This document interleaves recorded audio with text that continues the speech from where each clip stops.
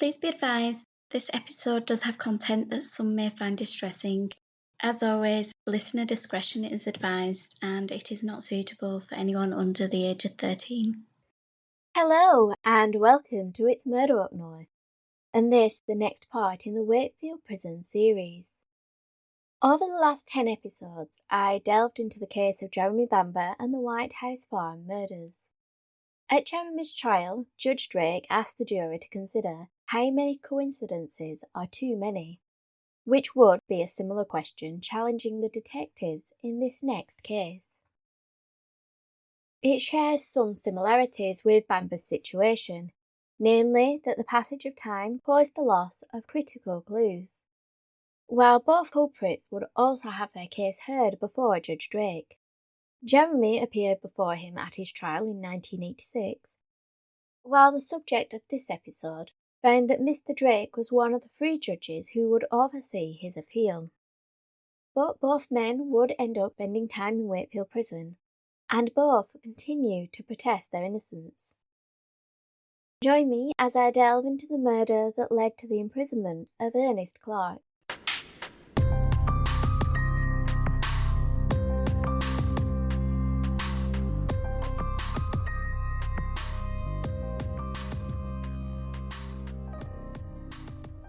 At the mouth of the River Tyne, 2 piers protrude from the shore, their curved walls designed to prevent sand from silting up the vital waterway, while also offering a barrier from the vicious North Sea storms. The end of each pier is adorned by a lighthouse, welcoming beacons to sailors who have fought the tempestuous nature of the sea. A gap between the piers allows vessels of all shapes and sizes to pass through. Ferries, cargo ships and tugboats, while smaller fishing vessels return with their hauls, pursued by the seagull's call. This is the gateway to the Tyne, on whose banks 2 towns were born, where the fortunes of the residents mirrored the ebb and flow of the mighty river that served as a livelihood to many. On the southern bank sits South Shields, and while sailing through the piers one catches a glimpse of the city's maritime heritage. The 43-foot, third-groin lighthouse, situated at the narrowing point of the river, it superseded the lighthouses on the pier by 13 years. Before the river curves southwards towards the docks, shipyards and warehouses that populate the shoreline, there are diminishing glimpses of the industry which once allowed the town to flourish.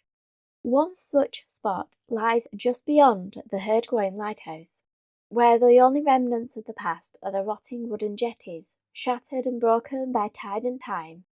Beyond there is a large promenade running parallel with the river, lined by whitewashed apartment buildings.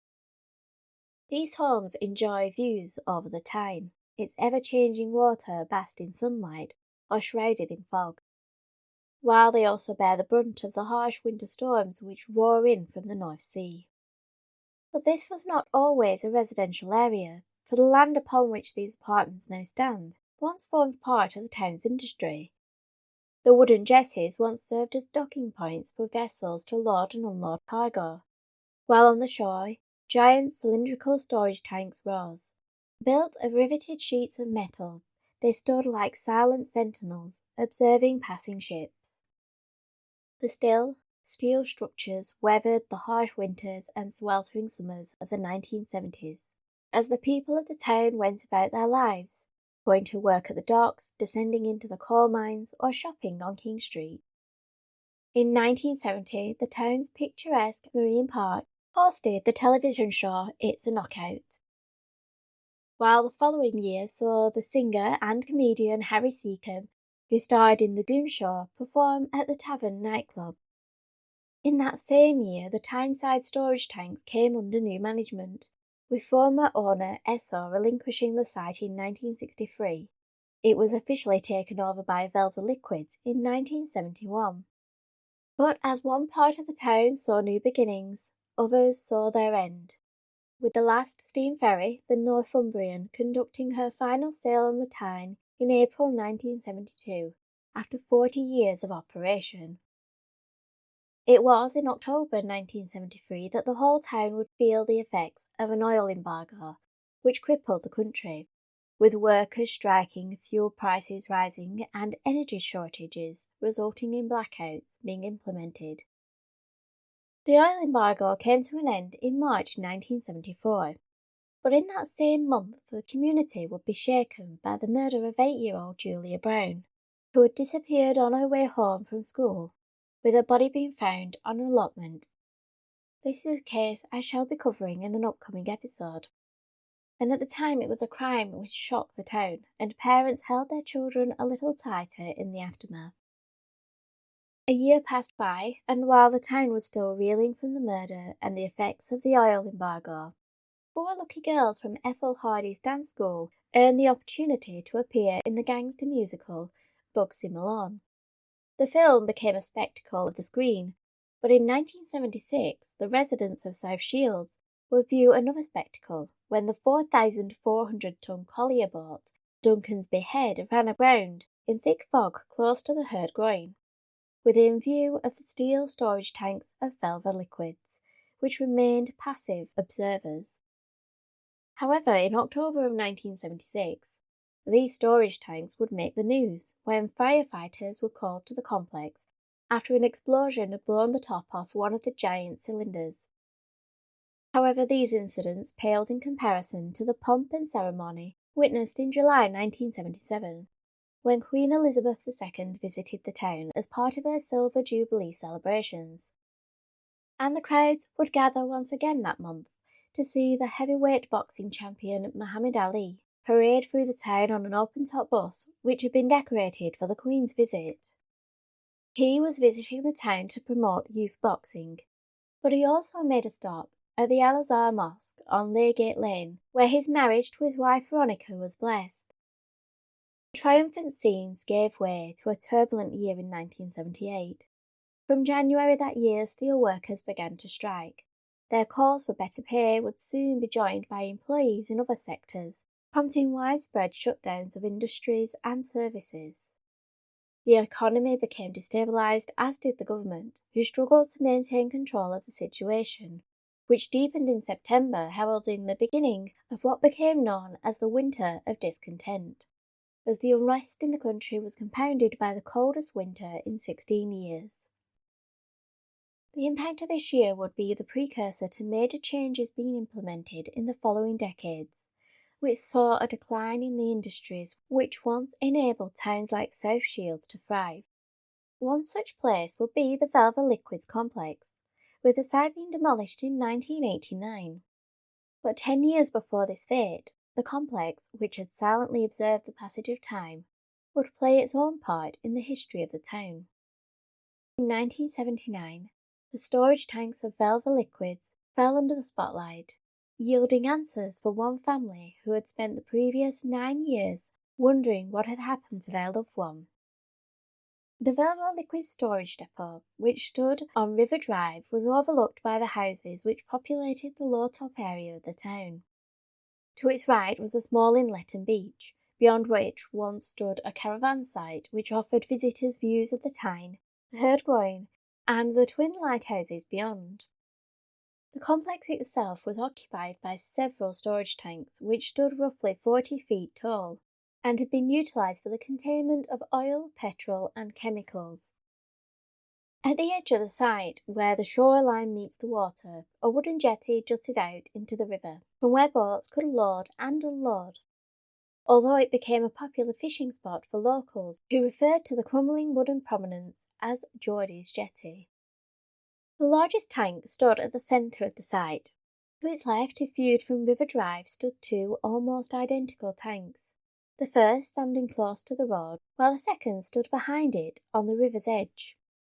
It was this first steel structure, known as Tank 1, which required cleaning on the 24th of June 1979. It was an unenviable task for Mike Mallenby and Eddie Dawson, who donned breathing apparatus and protective clothing in preparation to pass through a hatch just 3 foot in diameter, beyond which was a fume-filled, airless expanse. As they emerged into the darkness, their boots touched the congealed sludge which coated the floor. It grasped at their boots, making it hard to manoeuvre. While the 2 men attempted to navigate this hostile environment, Their colleague, Billy Knott, remained at the entrance, tasked with handing the men any equipment they may require. But as Billy's eyes surveyed the din for the shadowy forms of his co-workers, he noticed another object at the far side of the tank, and he called for Mick to take a look. Dragging his feet through the mire, Mick managed to reach the object, a carrier bag half submerged and coated in the petrol which had been stored within the tank. Curious about this unusual find, Mick lifted the bag, but as he did so, the contents were ejected, and in the dim torchlight he could just about make out the arms and chest of a body. Stumbling backwards in the sludge, Mick and Eddie quickly exited the confined space, which was now a crime scene. Recalling his discovery, Mick believed that the remains were approximately the size of a 12-year-old, but further investigations would be required to determine how accurate his assertion was. But first, Acting Inspector Ian Duncan would enter the tank, accompanied by Eddie Dawson. The inspector first observed the torso, but then he glanced through the gloom, his gaze falling upon a small bundle at the opposite side of the tank. Forcing his way through the detritus, he picked up what appeared to be a canvas bag, its opening secured with a piece of rope. Reluctantly, the officer untied the bindings and peered inside, where he saw strands of shoulder-length hair attached to a human head. The contaminated containers and their contents were carefully extracted from the cylinder, laid out in the open air. The foul fumes emitting from them were overpowering to the point the pathologist, Dr. Harishandra Ranasinghe, could only conduct a brief examination, with his initial conclusion being that the police were dealing with a murder. As news of the discovery began to make headlines, the police had to contend with the treacherous task of trudging through the sludge in order to search for clues. And as this arduous undertaking began, there was a potential break in the case. An anonymous caller suggested that the body had been placed in the tank during the 1960s, which was a credible claim given that during that time the Northeast had seen a rise in gang violence, and it was plausible that the remains belonged to someone associated with the criminal underworld. But nothing could be confirmed until the torso and head were properly examined. However, the police would have to consult experts to ensure this task was undertaken safely, delaying the post-mortem by several days. In the meantime, a nationwide appeal was issued, requesting information regarding anyone who may have disappeared over the last 20 years. It was hoped that the post-mortem would provide further clues to the individual's identity, a hazardous task given that the body was saturated by petrol. Therefore, Dr. Ranasinghe and his associate would wear protective clothing throughout the autopsy, which took place on the 1st of July 1979, alongside a dental examination conducted by Mr. Jackson. Dr. Ranasinghe was able to determine that the remains were those of a female roughly 16 to 20 years old, although he believed she was at the lower end of that age range. X-rays helped to confirm this estimation, and also revealed that the girl had a break in her collarbone, with signs that it had subsequently healed. The doctor surmised that the youngster was approximately 5'3" and had shoulder-length auburn hair. Her ears had been pierced, and upon combing her tresses, a single earring was found. The head also revealed how the teenager had died, with Dr. Ranasinghe concluding that 6 injuries to her skull, which had been sustained while the victim was in an upright position, had caused, quote, bleeding and concussion, adding that there were lacerations of the scalp and depressed fractures of the skull. These injuries he believed had been caused by a blunt object, perhaps a hammer, which would have a surface diameter of 1.5 inches. Examining the torso, Dr. Ranasinghe uncovered another potential clue to the girl's identity, with him finding that she had a surgical scar where her appendix had been removed. With regards to how the body was dismembered, Dr. Ranasinghe noted that a sharp knife had been utilised to separate the head from the neck, while the lower limbs had been removed at the waist. He also noted that it appeared as though the culprit had made a failed attempt to cut across the breastbone. The dissection of the body had been carried out some time after death, due to the absence of bleeding, and small stones embedded in the flesh and a scalloped pattern on the skin suggested that the dismemberment had occurred on rough ground. These stones were matched with those found around the vulvar liquid site, leading to the conclusion that this was likely where the heinous deed was done. Although this helped narrow down the age and gender of the individual and pinpointed some identifying features, the doctor's ability to determine how long the remains had been in the tank were hampered by the airless conditions within the cylinder, while the petrol which saturated the body had also helped to preserve it. However, he was able to determine that the body had been deposited in the tank within 4 days of death occurring. Further details regarding the individual's identity was provided by Mr. Derek Jackson from the dental school at Newcastle University. He worked alongside Dr. Ranasinghe to conduct an examination of the teeth, mouth and jaw of the unknown girl. Mr. Jackson initially noted that high traces of fluoride suggested that the girl had grown up in an area where the chemical had been added to the water. This was a significant clue, as there was only 4 areas in the northeast that had carried out this process, meaning the victim may have come from either South Shields, Hebburn, Jarrow or Sunderland. While this helped to narrow down the potential search areas, the police were still faced with the prospect of reviewing over a decade's worth of missing persons reports. Mr. Jackson also observed a peculiarity in the formation of the girl's teeth, with him finding that 2 of her teeth had 6 cuffs on their biting surface when the average person had just 4 or 5. Some of her other teeth had 3 cusps, 1 more than was usual, but the significance of this detail was yet to be known. The expert was also able to corroborate Dr. Ranasinghe's conclusion that the victim was in her mid to late teens. This was determined by the bone structure, the teeth condition, and the fact her wisdom teeth had not yet emerged. Post-mortem and dental exam had aided the police in their quest to identify the remains, and it also helped link the body to the location where it was found. Not only had the stones from the vulvar complex been found embedded in the flesh, but it was possible that the head injuries had been caused by one of the many engineer's hammers which were used by the employees. This suggested that the murder and dismemberment had occurred on the site, a conclusion strengthened by the existence of the carrier bag, canvas bag, and the gland packing cord which had been used to secure the bundle containing the head. All these items were to be found either on the site or on the ships which called at the complex. It was also determined that tank number 1 had last been drained and cleaned in 1966, which narrowed down the time frame during which the body may have been deposited. But the question remained, who was the victim? In an attempt to answer this, it was reported on the 7th of July that police had asked sex workers to come forwards, as it was known that they frequented the quayside near the complex on a night and may have significant information. While the press continued to speculate regarding the identity of the body, with the Newcastle Evening Chronicle headline on Saturday the 14th of July 1979 stating, "Torso riddle may be solved, body believed to be a Londoner." However, behind the scenes, the police had unearthed a lead. The clues provided by Dr. Ranasinghe and Mr. Jackson had allowed them to narrow down the missing persons search, and they came across a 5'3", 17-year-old girl with blue eyes, shoulder-length auburn hair, and had her ears pierced.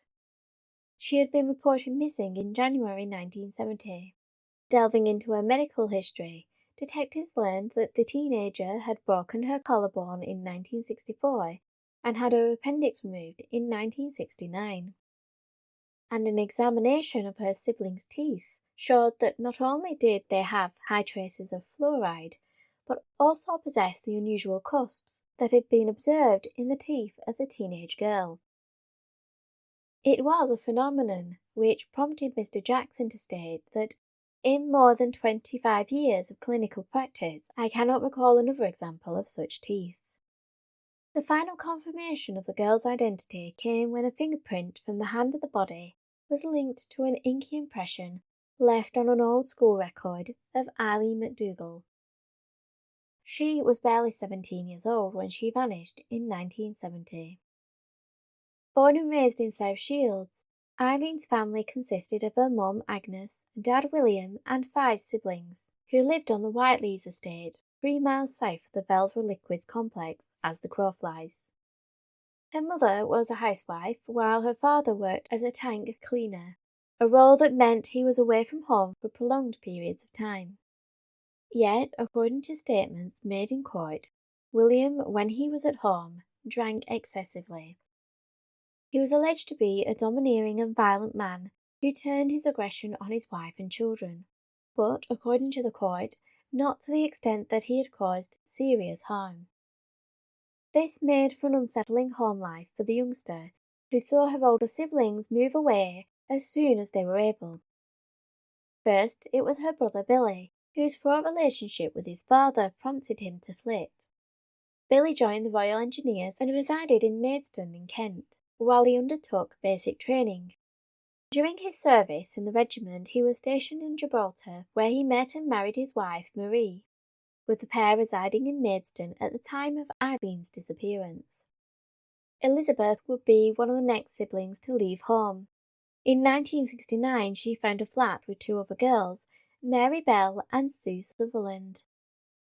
The property on Urfa Terrace, in the low top area of the town, was a 7-minute walk away from Velva Liquids, with the tops of the storage tanks just visible from the end of the street. Her sister's new abode offered Eileen a refuge away from home, and she became a frequent visitor, while also familiarising herself with the area of Low Top, the quayside and the fairground that was located there. Eileen was characterised as a bright but rebellious girl, the second moniker likely stemming from issues she had at Brinkburn Secondary School, where the then 14-year-old's behaviour had been flagged, and Eileen was placed on report. This seemed to do little to correct her course, as she was expelled from the school. A psychiatrist would state that they believed it was Eileen's unsettled home life which caused the intelligent girl to rebel. This manifested in the youngster running away, with her absence being reported to police on 4 separate occasions. Then in 1969 she committed her first criminal offence, when she was arrested for the theft of a handbag, resulting in the 16-year-old being placed on probation, which was still in effect when she disappeared in January 1970. But there was a different side to Eileen. I have seen numerous posts and comments stating that the teenager was unfairly portrayed in the media and the court. Therefore, I want to share some of these more favourable comments made by the people who knew Eileen. These have been garnered from the True Crime Library magazine's Facebook group, with one commenter recalling working with Eileen at the Mary Harris clothing factory, stating, "She was beautiful, with gorgeous dimples when she smiled." While another, who attended school and youth club with Eileen, remembered her as, quote, "a lovely lass and a decent girl." A fellow school friend voiced her heartache regarding the manner in which Eileen was portrayed, lamenting that the lies about her life were just dreadful. If anyone listening knew Eileen and wishes to correct any inaccuracies pertaining to her life, please get in touch and I shall make amendments. At the end of 1969, Eileen went missing for 2 weeks. Her whereabouts during this time are uncertain. However, by Christmas, she had travelled to Maidstone to stay with her brother Billy and sister-in-law Marie. While there, Eileen began working at a brewery, which suggests that she had intentions to continue living in the area. But Billy recalled that his sister began staying out till midnight almost every evening, and she lost her job at the brewery. Concerned for her, the older brother suggested that his strong-willed sibling return to South Shields, to which she happily agreed. Marie provided her sister-in-law with some clothing, and Billy, accompanied by Eileen, who was wearing a red and black tweed skirt and jacket, boarded a train back to their hometown on Friday the 16th of January 1970. Wielding 2 bags full of clothes, the teenager and her brother walked from the train station to the Ship and Royal pub, located on the corner of Mile End Road and Ocean Road. Billy intended to spend some time with his friends in the establishment. Therefore, the siblings parted ways. with Eileen assuring him that she had a place to stay, but never disclosed where. This would be the last time Billy saw his sister. Wherever Eileen went after this moment could not have been far, as half an hour later she arrived at the Douglas Vaults pub on Berrington Street, just a 5-minute walk from the Ship and Royal, without the carrier bags of clothing, and she was wearing a new outfit, a brown tweed coat and a sheer dress, as witnessed by her three sisters, Elizabeth, Leslie and Linda. The teenager would spend the afternoon with her siblings and also pass some time chatting to her friend Mary Bell. Later that evening, Eileen was seen by friends at Latino nightclub on the corner of Garden Lane and Crossgate, with none of her acquaintances recalling her asking for a place to sleep, but did remember the teenager leaving with a male companion. Eileen returned to his home, where she remained until 2 a.m. on Saturday morning, but where she spent the remainder of the night has never been discovered. The 17-year-old did not return to her family home on the Whiteleys estate, but she would be seen by her mother on that Saturday at the Woolworths store on King Street. This brief encounter between Agnes and her daughter would be the last, as Eileen disappeared into the crowds of the busy shopping street.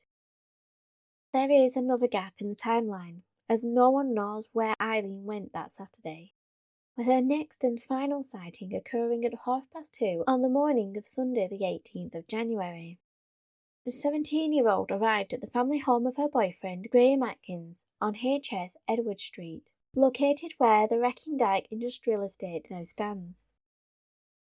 According to Graham, Eileen was in a distressed and dishevelled state, her clothes soaking wet as she stood on the doorstep pleading for admittance, claiming she had been kicked out and had nowhere to go, but she did not disclose where she had come from. With his parents asleep, Graham quietly ushered the teenager to his room, and the pair became intimate, after which they fell asleep in his bed. Just before 7 a.m., Graham's father entered the bedroom and ordered Eileen to leave. The teenage girl hurriedly dressed in her still damp jeans and t-shirt and left the house. Following the closure of the front door, Eileen's final moments are a mystery. No one knows where she went, or how she came to be in the tank on the Velvet side, which was roughly a 40-minute walk away from Graham's home. Interviews with her sister Elizabeth provided a possible lead, as she disclosed that sometimes when she and her flatmates were babysitting, Eileen would accompany them to a house on Anderson Street which was occupied by Ernie Clarke and his 3 children.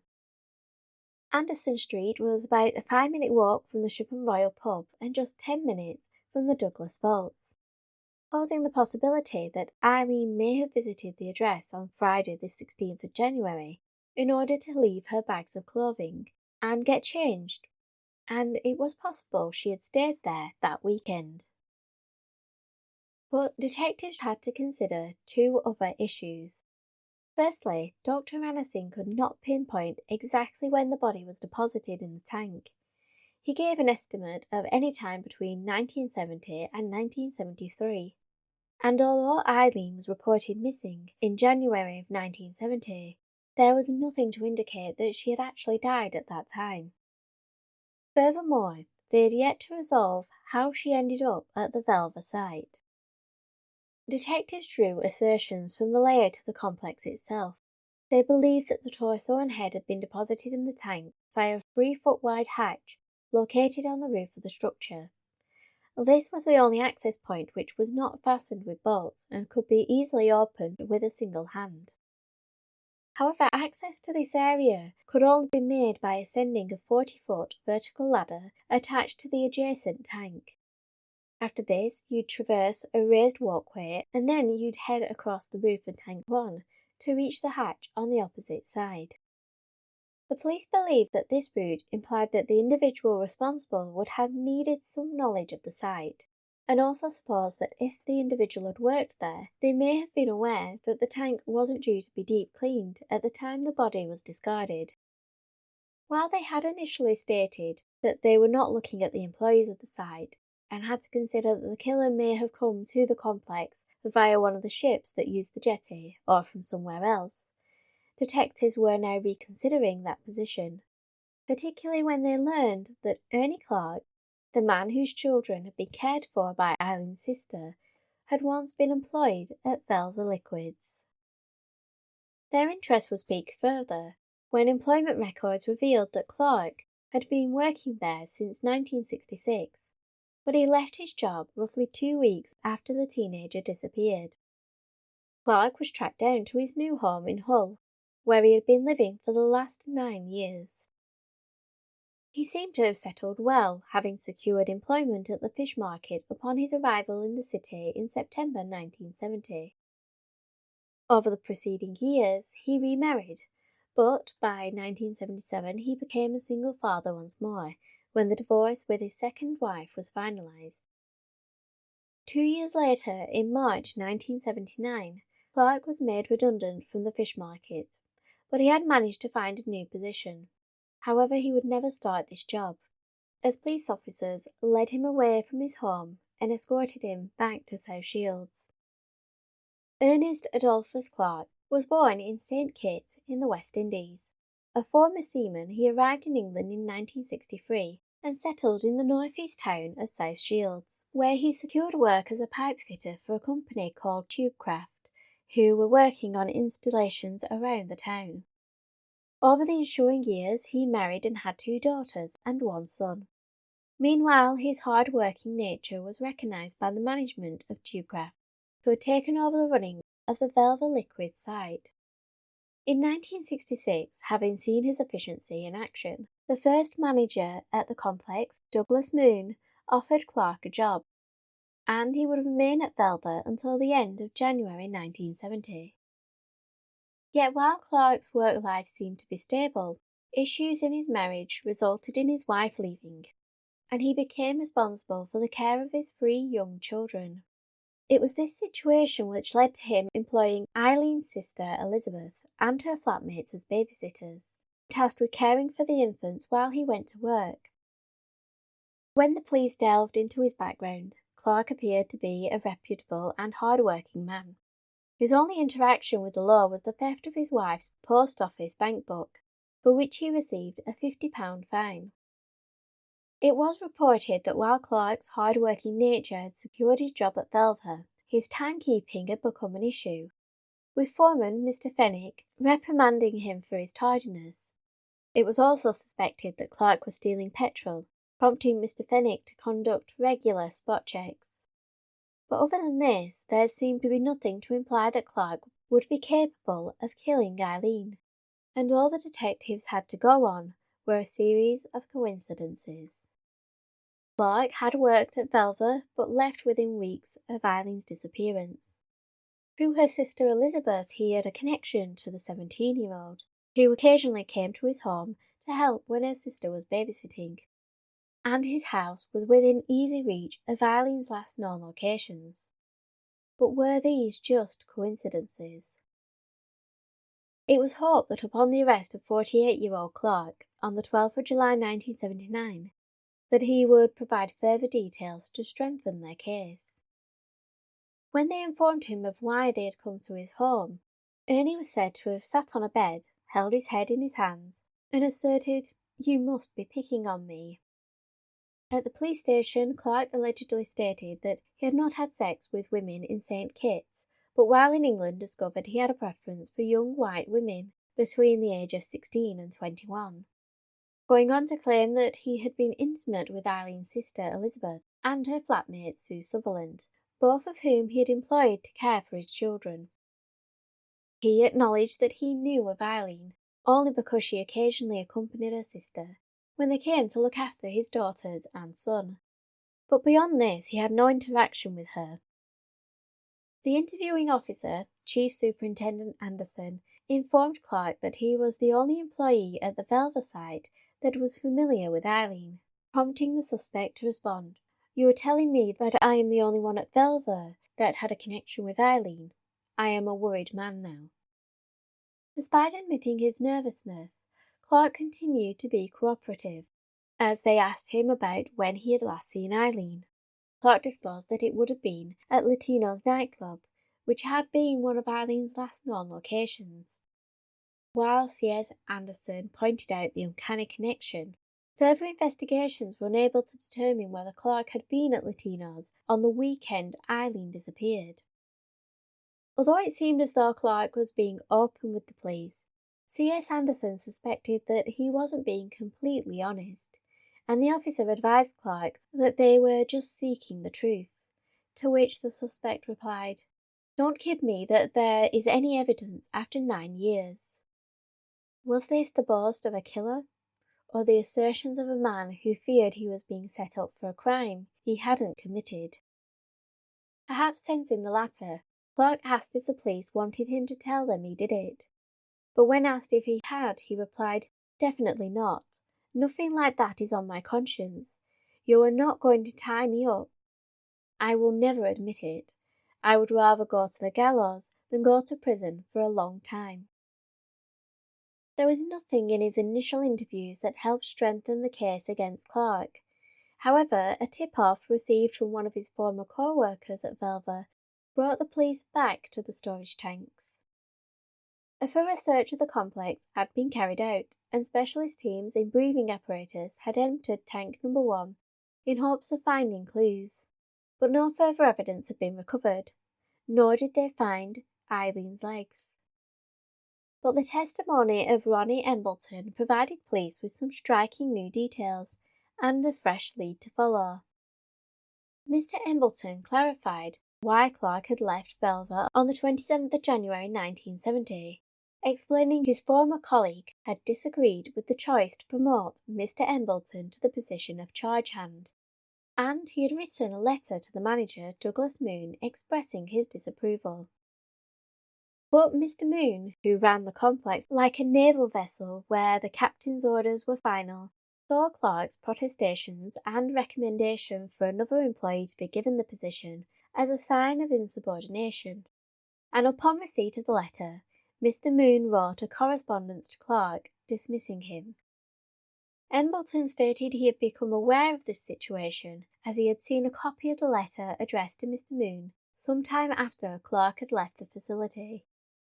Had this been a genuine dismissal, or had Clarke manufactured the situation in order to leave the complex without suspicion falling upon him should the body be found?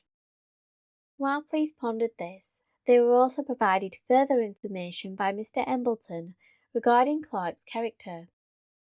Clarke's former co-worker claimed that he used to bring pornographic images to the site, including ones which featured his own wife, and despite being in his 30s at the time he was employed at Velva, Clarke seemed to be known by the girls who often stood around the entrance to the complex, some of whom were just in their mid to late teens. These claims were checked by the police, yet could not be corroborated. But Embleton's next piece of information proved to be the key to cracking the case. He told detectives he recalled an incident where he had seen Ernie loitering around tank number 4, one of the smaller tanks on the complex, which was raised 5 feet off the ground by 3 parallel brick walls, which created 2 channels going from east to west beneath the tank, which was accessible from either side. Embleton alleged that not only had Clarke tampered with the wall to the western end of the left-hand channel, which appeared to have had new bricks added, but he had also turned on the valve which drained the tank and partially flooded the ground with a chemical which had to be kept at a consistent heat, otherwise it solidified into a thick, wax-like substance. These channels beneath the tank were inspected and were found to contain the remnants of the solidified chemical. Approximately 5 tons of this was painstakingly removed and warmed up in order to extract any potential evidence contained within. It was through this process that remnants of a pair of jeans and a blue jumper were recovered. These were reassembled and placed on a mannequin which was roughly the same size as Eileen, and found to be the right fit. Further confirmation came when her family, who were asked if they recognised the pieces, confirmed they were the type of clothes Eileen was likely to wear. Was Clarke's presence beneath the tank where the garments were found just another coincidence?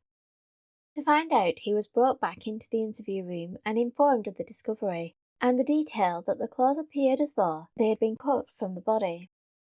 Upon hearing this, Clarke held his head in his hands and sobbed, and amidst his lamenting, he was asked whether he had killed Eileen, to which he issued a denial, telling the detectives, "I quite agree that it points to me, but I didn't kill her."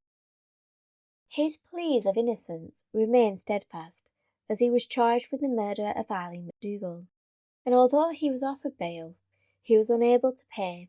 As such, he was remanded to the cells of Durham Prison to await trial. But the case against him was circumstantial. The police had not located a murder weapon, nor conclusively identified where the crime took place. They had carried out extensive searches of Clarke's former home on Anderson Street, but found no traces of wrongdoing. As was the case at the Velva site, it was clear that the passage of time was a major hindrance in obtaining vital clues. Police were certain that they had caught the killer, with them working on the theory that Eileen had possibly rejected Clarke's advances, but they had no means to confirm whether this was a motive for murder. It was a precarious case, but 4 months after Ernie was arrested, Ronnie Embleton came to the detectives once more, with another memory. This time he recalled that during one of his shifts, he had dug a trench, with the intention of disposing of some rubbish from the site.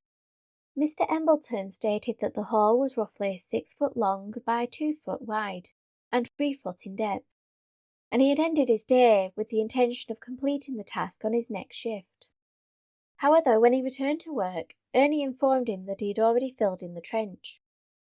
Mr. Embleton alleged that this was an unusual thing for Clarke to have done, and although 9 years after the fact, he took police to the exact spot where the hole was dug.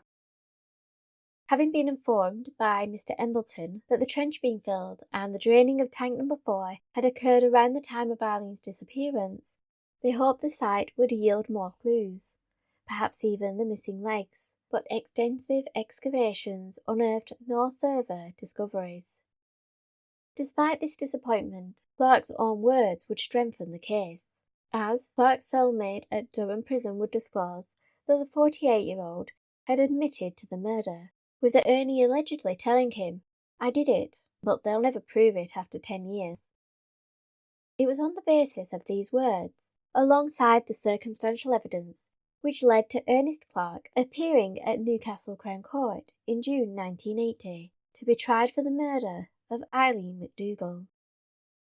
Join me next time as I cover the details revealed at trial. So in the meantime, keep an eye on those shadows.